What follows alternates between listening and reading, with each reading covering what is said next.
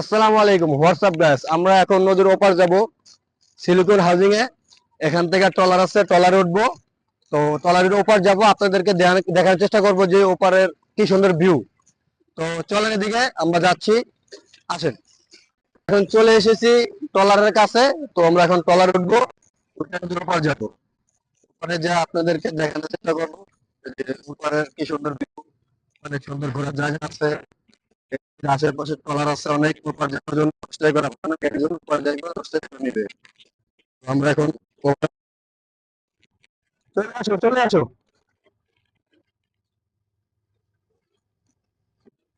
চলো চলো। তিন বন্ধুর দিকে এই দুইটা মেয়ে তাকাচ্ছে কিভাবে ভাবতা লইতেছে দেখেন। এখন ট্রলারের ভিতরে বসে রয়েছে। ট্রলার এখন নদীর মাঝখানে আছে, ট্রলার ওপার যাইতেছে। তো নদীর মাঝখানে ট্রলারটা এখন আছে। তো আমরা ট্রলারের ভিতরে সবাই বসে রয়েছি নদী পারানোর জন্য। তো ট্রলারটা মাঝপথে আইসা পড়ছে। তো পানির মাঝে আছি আমরা, দেখেন। তো পানিগুলো দেখতে খুব সুন্দর, ঠিক আছে। পানির স্রোতটাও অনেক বেশি, দেখেন। এই যে পানি হাতে ধরতেছি, অনেক সুন্দর পানি। তো আমরা এখন চলে আসি নদীর এই পারে, চলে আসি সিলিকন হাউজিং এ। আমি আর আমার বন্ধু এখানে বসে আছি, কিছুক্ষণের মধ্যে ট্রলার থেকে নেমে যাব, নেমে ভাড়া দিব। তো আমরা দেখি নদীর এই পারে কি সুন্দর গাছগাছা, নিরিবিলি, ঠান্ডা আবহাওয়া আছে, আর কি সুন্দর জায়গা আছে এই জায়গায় আপনারা আসতে পারেন ঘুরতে। তো আসলে অবশ্যই বন্ধুরা যাবে, তো আপনাদের উপর দেখার চেষ্টা করবো কি সুন্দর জায়গা ঘোরার। আবার নতুন করে তো আমরা এখন নেমে যাব, নেমে যাওয়ার জন্য দাঁড়াইছি। ট্রলার এখন ঘাট দিয়ে দিবে, তখন আমরা ওপার যাব। ওপার থেকে ভাড়া নেবে 10 টাকা করে জনপ্রতি। তো ওই যে ঘাট দিয়েছে ট্রলার, এখন ট্রলার থেকে নেমে যাব আমরা। এই যে আমরা নামতেছি ট্রলার থেকে, ট্রলার থেকে নেমে এখন ওপারে যাব।